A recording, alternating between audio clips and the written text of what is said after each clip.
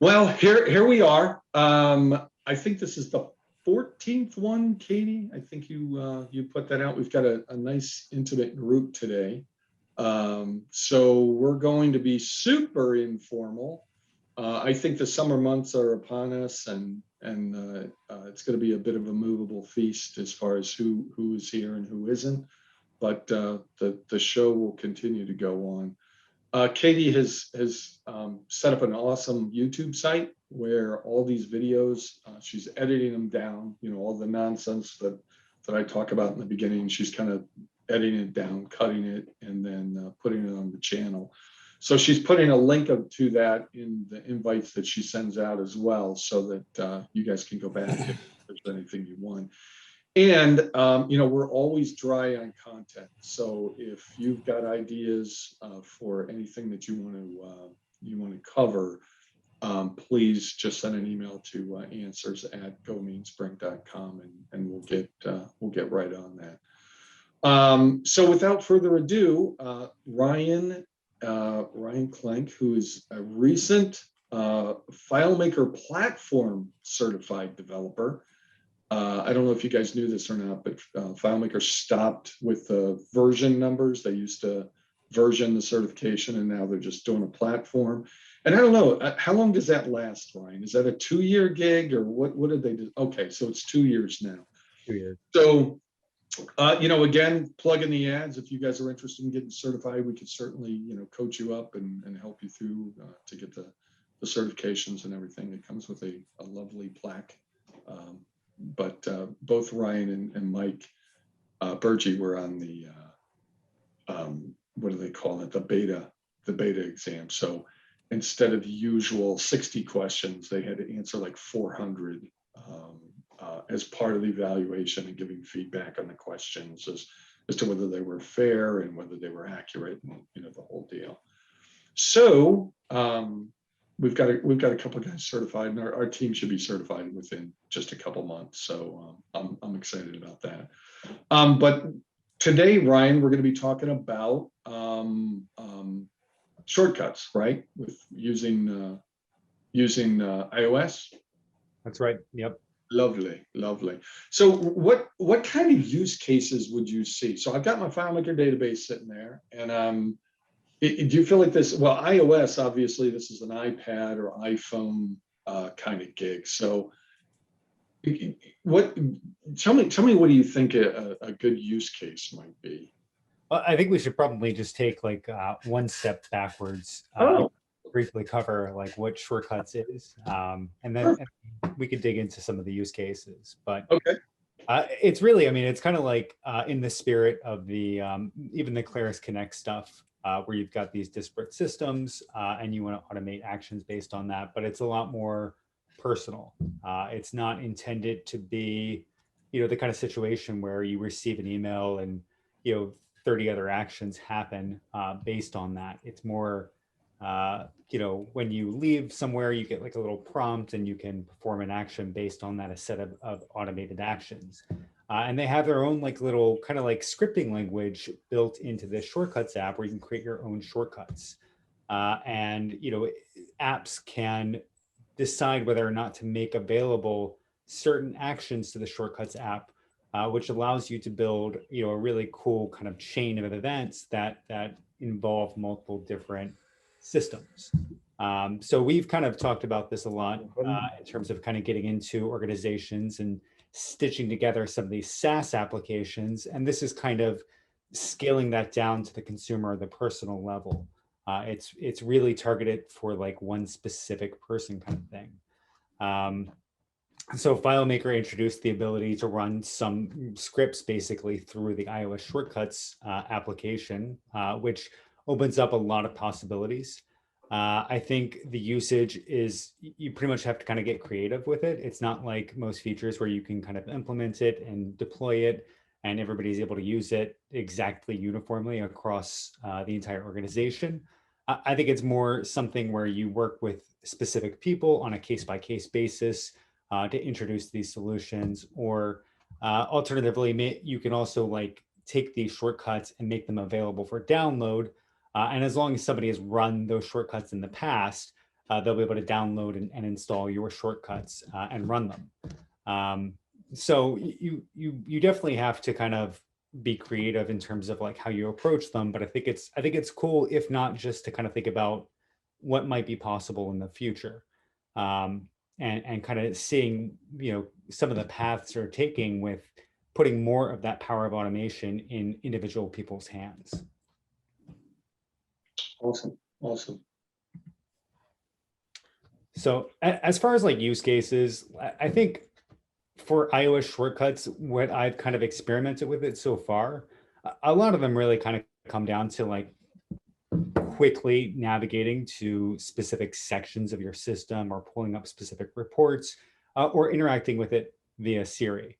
Obviously, you can't tell FileMaker directly via Siri to do something, but if you set up a shortcut to do it, you can navigate that through voice commands. So you could say, for example, "Hey Siri, show me a sales report for January 23rd," and theoretically, you could take that. I don't know if you can actually get the dictated text. I think you can, but you can actually have it run that script based on that voice command and pull up that sales report. So that might be nice if you're doing some kind of inspection system or something like that. You might be able to say, "Hey Siri, show me building 72," and it might go in and run a script and pull it up or something. I mean, is that? It would probably be like, yeah, I mean, it would be some sort of a shortcut that you've defined. I don't know exactly. Like I said, I'm not totally certain if you can actually get voice input from Siri. I want to say that you can, but I just, I don't know. I don't want to say something wrong there, but Right. I mean, you could totally say start a new inspection and have it prompt for the building number, and then it loads up that specific, building inspection report or whatever, sets it all up for you to just kind of get started. It's really just kind of like, and you can chain it with other actions too. So the example that we'll show here today will kind of outline that. But you could say, every time I get to work, automatically open up my system and navigate it to my dashboard on my phone. And it'll, when you arrive to work, it'll pop up with a little shortcuts notification that says "Run, show me my dashboards," and then you can instantly have that at your fingertips without having to like fumble through all the individual steps to kind of get there. Okay. Well, do you have a little demo action? Yeah, we've got a simple little one kind of set up here. So let me get out of here, and I'm gonna share my screen. Well, excuse me, my my iPhone screen.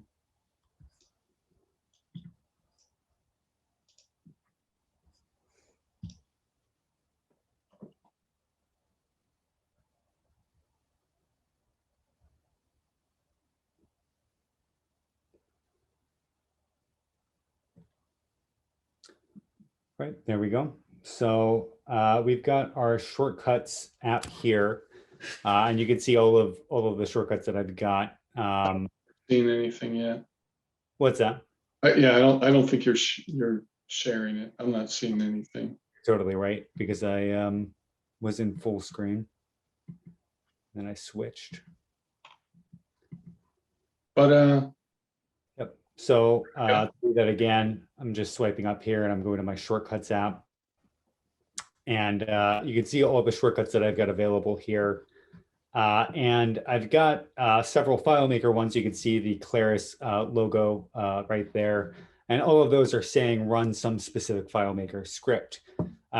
It's important to note the file does have to be local on your iPhone or iPad to actually, be able to run a FileMaker script. But you can get around that by having a local file that then calls a remote file, which is what we've set up here today.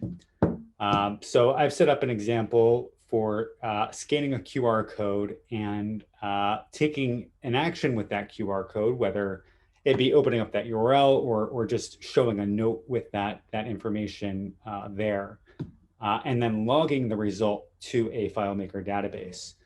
So I'll show you what this looks like if I click on the little 3 dots icon in my scan QR code shortcut. We've got a documents option. So all of these, like I said, this little scripting interface, these are all little blocks. It's not dissimilar from FileMaker, right? Maybe a little bit more simplified, but that's kind of, I guess, the path that a lot of these platforms are kind of moving towards. And you can see you've got a documents option, which includes the ability to generate or scan QR codes. You can see there's a whole bunch of them here as well, like conversions and dictations and text editing. And obviously, if you've got third-party applications that make actions available, they will show up here. So Evernote is a popular note-taking application, and they have several automated actions that you can add into your shortcut chain and actually execute. So what we are going to do is we're going to scan our QR code or our barcode. We're going to get text from that. So it's kind of just taking that input and converting it to text.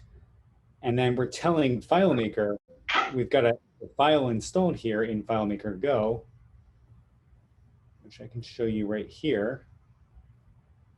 It's just a simple little system that has a couple of scripts exposed that will go off and do some work for us. And we're telling it to log a QR scan. And we've got to wait a couple of seconds. This is something that I'm still kind of trying to play around with is how to figure out exactly how to make it complete what it needs to do. Theoretically, there's a option to wait to return, but with FileMaker, that didn't really work the way that I was expecting it to. It basically just never proceeded to the next bit. I think it was waiting for it to totally exit out of the application. So instead, we've just got like a 2-second wait. We could probably adjust that as needed. And then we say if the text begins with HTTP, we're going to open that up in Safari. Otherwise, we're just going to create a note with the text that we scanned in. And then the actual final result, what that looks like.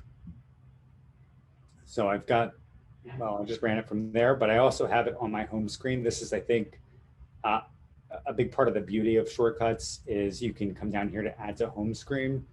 You can configure it with a specific icon. You can totally change the title, have it be whatever you want it to be. You can have it on your Apple Watch. I don't know if anybody here has an Apple Watch.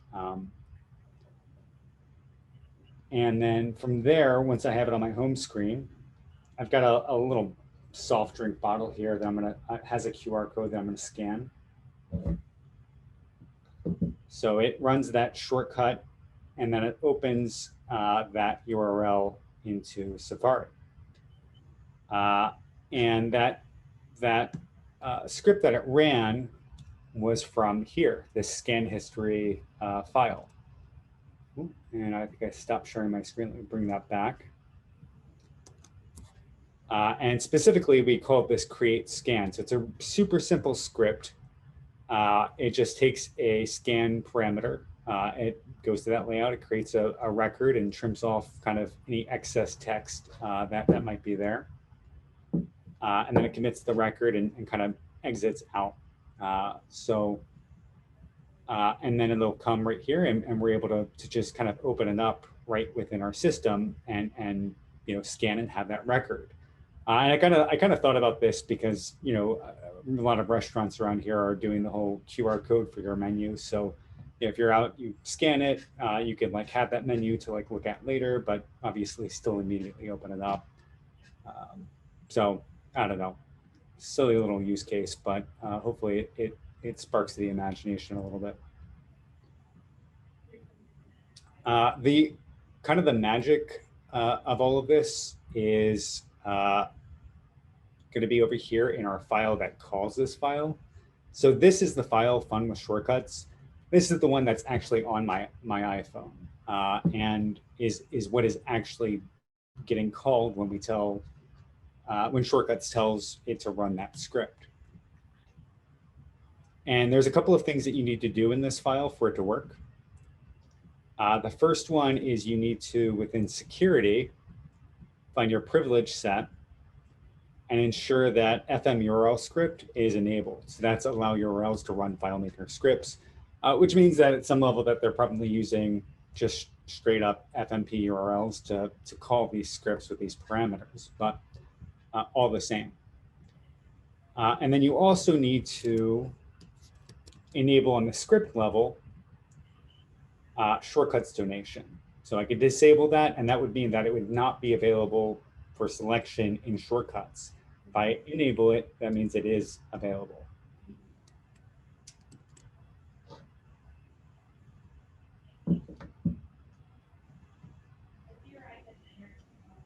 And then from there, if we wanted to like see our scans, I've got this show scans today shortcut that I've created. Another really simple one, but all it does is it brings up the scan history table and shows us all of the scans from today.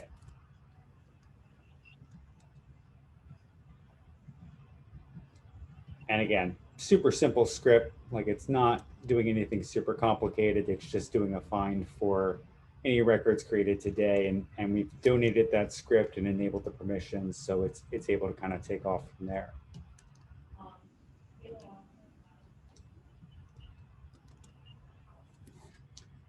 So yeah, I mean, I think this one is really more about kind of giving people easy access to be able to launch complex actions right from their home screen and pull up reports or whatever else without necessarily having to dig through a complicated set of menus to get there. It's just about kind of giving people that personal automation. This seems like it would be pretty powerful if you. So I'm just thinking about like that inspection scenario. I walk into a building and the use case is I'm a fire marshal and I'm going to start recording violations. So it feels like to me the old way would be I have my iPhone and my iPad, I open up FileMaker, I open up the database, and then I open up whatever the interface is to add that violation, and then I add the violation. It feels like to me that I could create a shortcut on the iOS device that if I just click that, it would automatically just go right to pulling up whatever the record layout for the violation is, fill it out, put it away, hit it again. I mean, it feels like you're taking away all that logging in nonsense. But for the layman, i.e. Marshall, what you showed us is you've got a database. You still can host the database on the server, but you have to have another database that just kind of is an intermediate call to that other database on the server. Right. Yeah. And that's why it's really not, I wouldn't consider it, kind of an easy to deploy kind of scenario. And I looked at like, the opportunity to deploy these using something like Jamf or like MDM. And it doesn't really look like there's a clear way to do that right now. This is still relatively new. I don't know when they introduced shortcuts, but I want to say it's been within the past year or two. So, I think this is something to kind of keep your eye on, but I don't know. I think there are some situations where this can get like tons of use, right? And they're pretty specific, and you kind of have to like approach it pretty carefully to make sure that you're not creating something that's unmaintainable. But if you can do it right, I think this could be a pretty big boon to kind of some specific people's productivity and just how they feel about their system and like what kind of cool things they can do with it. I think it kind of works in the levels of IT. I've always talked that there's two layers of IT. The bottom is all the stuff, workstations, computers, printers, whatever. The next layer up is scalability. Like, how are you going to use a product like FileMaker to automate yourself? By creating a back office system, if you can't find something off the shelf, or truly automating something to your process, it feels like there's another sliver on top of that. So that'll get you 80% of the way there. Now you've got a database. I think Gartner released a report that like 80% of small businesses use either Outlook or Excel as their CRM. So now when you can do automation, you can track work orders, you can track, basically things, get reports out of it. It feels like this is like a new category above that of like hyper automation, because now you're taking away people having to do 2 or 3 more steps. Now, Patrick is saying that you can use the open URL action. But regardless, whether you're using the intermediate file or whether you're going directly there, if I can click on a button and it takes me in the FileMaker database of where I want to be, and or just uses FileMaker, like in your case, it's kind of cool. Like you could use that for, how many inspections did I do just by logging it? Maybe there's a QR code on the building that I hit the thing, and now I've tracked, like security officers. I know that they have to do rounds. And like at Smithsonian, I used to always see this. We did some projects pretty late at night with those guys, and they would have to go around and they would have to like document that, I was in this gallery, then I was in this one, then I was in this one. With your use case, you're picking up bottles that you scanned, but you could do rooms that you cleaned, or rooms that you stables that you cleaned out. Who knows what the use case is, but if you can just go boop and it logs that you were there, that's kind of cool. And then I'm sure you could have all kinds of notifications. You could do, grab, if there's GPS coordinate, there's a ton of stuff you could do from there. So it's like, let's go past automation, which, just looking at the list of folks that are on this call, we're all using FileMaker. We're already in the automation crowd. I don't think there's anybody that, my persona is Todd the tire kicker, who is the person who is just not taking the Pepsi, plunge, or the Nestle plunge to actually do FileMaker. We're all past that. So now it's okay. We've automated. We're doing more with less. Perhaps we've saved having to hire another person. We can do more revenue with what we've got. But now this feels like it goes into that next layer of like hyper automation. Of now we're really taking off minutes. We're going from 5 minutes to 1 minute. So that's pretty cool. That's very cool. Yeah, and I think Patrick clarified in the chat here that you can absolutely get the text given to Siri and pull it in as a JSON parameter and work with it. So, I mean, that's even bigger. I think that opens up the possibility to work by just quickly speaking, which there's plenty of situations where that could be preferred for a simple whatever, send daily team reminder or something. Just ask Siri to do it, and it's done without you ever to open anything up. Yeah, it's the repetitive action. Completely side question. What do you use? What software are you using to demo your iPhone? This is Reflector. You could do it too with just a cable connected directly, and then through QuickTime. You do like a new movie recording, but I don't know. I've had enough trouble with that I just like stick with the Reflector. I like it. I'm the opposite. I started using QuickTime because I was having too many problems with Reflector. Yeah. But that was like 6 years ago. I remember like I gave a DEF CON presentation and my Reflector just kept crashing when I tried to show it on an external screen.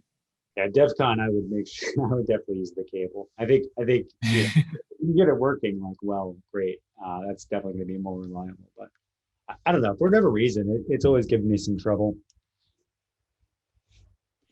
Yeah, Patrick, you put kind of an interesting use case in the chat. Why don't you talk about that a bit? Yeah, so my neighbor has substantial health issues, and he came to me and said, hey, there's no app that lets me, 3 actions: open it, tap the button to create a new entry, enter the data, and be done. Everything else has a lot of extra steps or extraneous, parts of the workflow. I said, that can't be right. So I tried doing some searching myself and on the App Store, and I was like, okay, I guess you're right. How can I help you? So I created an app that lets him just, initially we wanted, a 3-step process: tap to open, tap to start a new entry. You're automatically in the entry fields, and then tap again to be done once you enter it. Now that we set that up for him, I wanted to take the next step of seeing how, because shortcuts have always been an interest of mine. Can we get Siri to do this? And it turns out you can. So what you do is you name a shortcut, whatever you want it to be the verbal command to be. So that might look like, or what I called it was new entry. So you can say, hey Siri, new entry. And then it'll start prompting like, what's your temperature? And then you give the response, and then that can be recorded and added to a JSON object. And then I have Siri responding saying, okay, temperature is whatever you said, got it. And continue on like that. And then at the end of it, you can actually send it off using the open URL action, calling a script with the parameter of the object that you built based on the input they gave. So I just thought that was a really cool way to get conversational computing into the hands of somebody. They don't ever have to open the database anymore. And then at the end of that, we created a chart, because what the doctors really want to see is the changes of the values over time. So when they say, all right, you said you've been keeping track of this, can you show me that? I have it create a PDF that he can just then in the office, like, here you go, here is that. So it's been working out really well for him.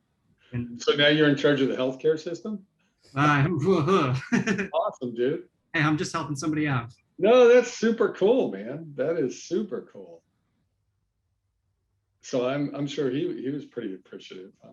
Yeah, he has. It's made a big difference for him because he's kind of under a lot of stress considering his health. So being able to remove any kind of friction we can from the workflow significantly increases the chance he'll actually record the info and then get better help based on it. So is Siri prompting him, or does he have to remember? Siri prompts. So I have to tell it which, there's 6 values now. It's like temperature, blood pressure, glucose, that kind of stuff. So it'll say, what's your temperature? And then you say the temperature, and it will repeat what you said back and say, got it. And then it'll move on to the next one. What's your blood glucose? And so on. Systolic, diastolic. So he's just sitting there watching TV, and suddenly his iPhone starts quizzing him. Yeah, so he has to initiate it, but my next step is to use the FileMaker like notification reminders to, if a certain amount of time goes by where he has not put an entry in, to prompt him, and that's what I'm working on now. So you could do that. That actually is pretty cool for like Tony, if you have to do any kind of inspection, like freezer inspections or recording, yeah, so or things like that. That's actually super. It'd be easier if you can make it location based. So say you're a technician on the way to a specific location. Once you arrive there, it could prompt you, to run a shortcut like that. So it's a very interesting space, and somewhere I think that can remove a lot of, like I said, friction from workflow. Why do you think? I think this has been around a while, though, hasn't it? It has. It used to be called something else. It was called, I think, Workspace, or I forget what it was, but Apple bought the company and then turned it into shortcuts, integrated it in directly into iOS. So this has been around for maybe 5 years, as far as I can recall. Oh, 5 years. Wow. Wow. Yeah, and there's a great community and resources surrounding shortcuts that has a lot of great info. Shortcuts that can help other shortcuts. It's really, I found a lot of use. I use it for my own personal database. If I need credentials, I'll say, hey, bring up this, and it'll just run it.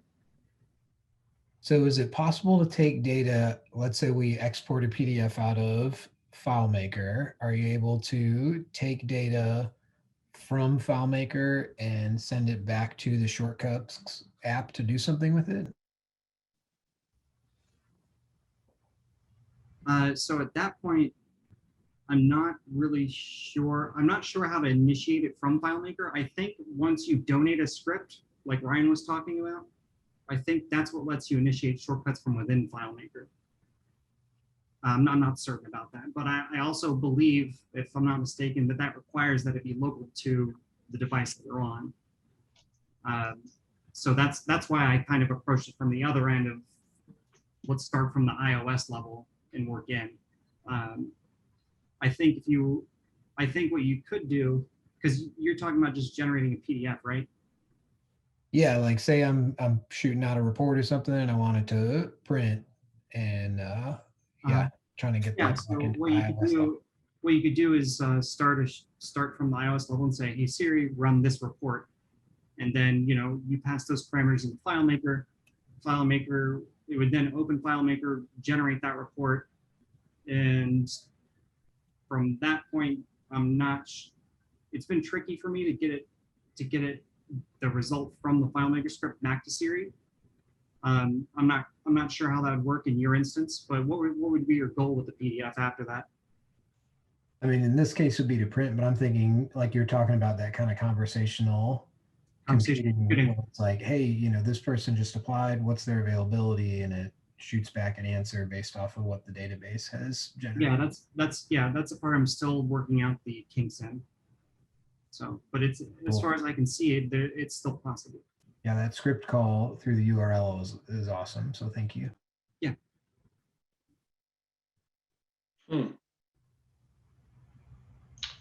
Okay. Well, unfortunately, or fortunately, whatever, getting back to your day.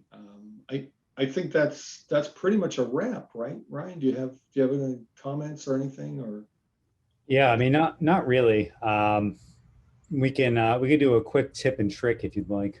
There we go. So this one is for anybody that is really particular about your layout looks, especially in different modes. Something I wanted to point out: if you've got a field, right, and you have it aligned to the middle, in fine mode, that magnifying glass is going to stay at the top. It's not going to respect that alignment. You actually have to mess around with the padding in order for that alignment or that magnifying glass to adjust at all. So that's one of those like subtle little FileMaker specific things that you may want to keep in mind.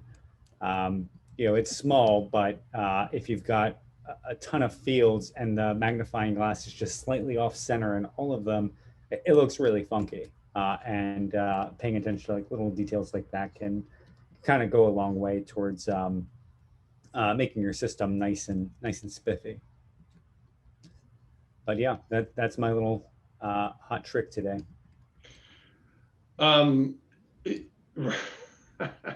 Ryan, if we all were in the same office, you would be the guy that I would know would be walking around banging a pants saying, trust the interface. Everybody, make interfaces that people can trust.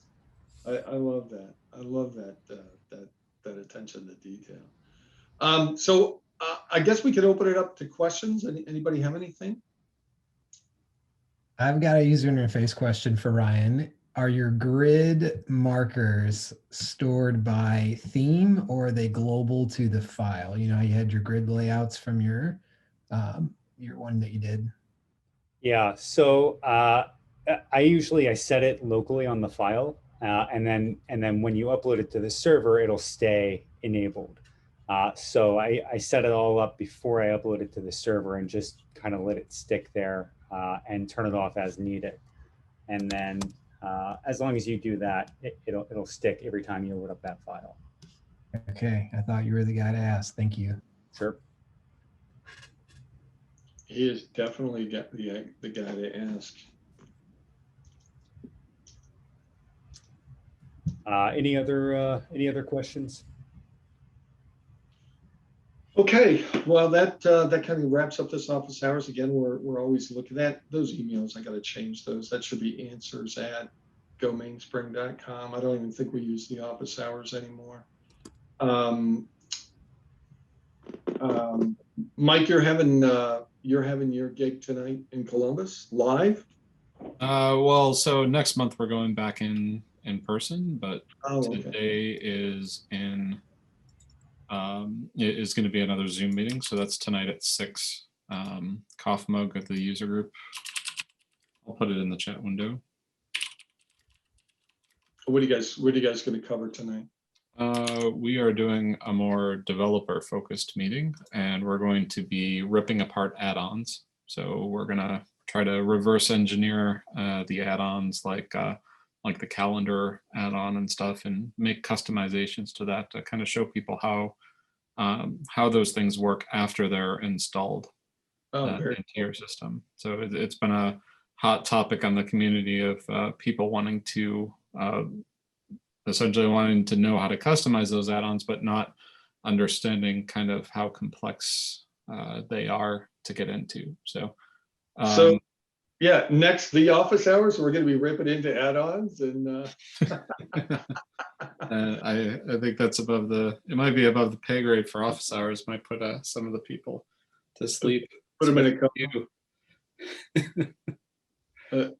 But yeah, it'll be a good behind the scenes thing to the process of how you would go about tearing into those things and taking them apart and putting them back together. So, and when is so? I would say that's a pretty good demark. I feel like our office hours is more about showing people what you can do with FileMaker, not necessarily getting into the nitty gritty of teaching.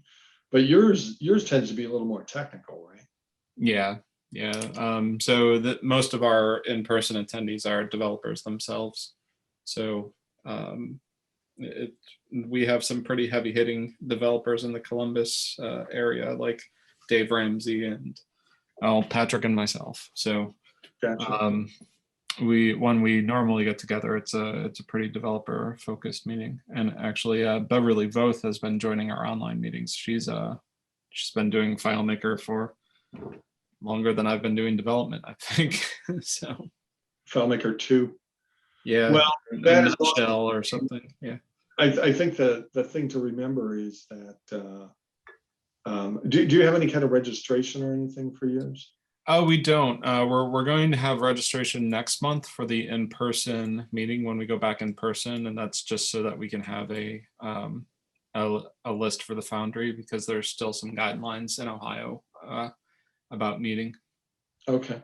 in person. So we'll have registration starting with next month. But so far we haven't had registration since we canceled Meetup like 6 months ago or so. Actually, that was like 16 months ago. Are you always going to have a Zoom component to it, or once you go? I think so, as long as the demand's there. Okay. Well, then what I would suggest is, Katie, can you get with Mike and start adding his information to our invites so that folks have access to that developer. Now it's 6 to 8, so it's a little outside of business hours, but yeah. Yeah, and I think your format's a little bit different. I think you have kind of a meet and greet for a little while and then the meeting. Yeah, 6 to 6:30 is always social time. Normally that's when, in person, where people are bringing in their laptops and stuff, and we're showing people stuff that we've been working on or getting help.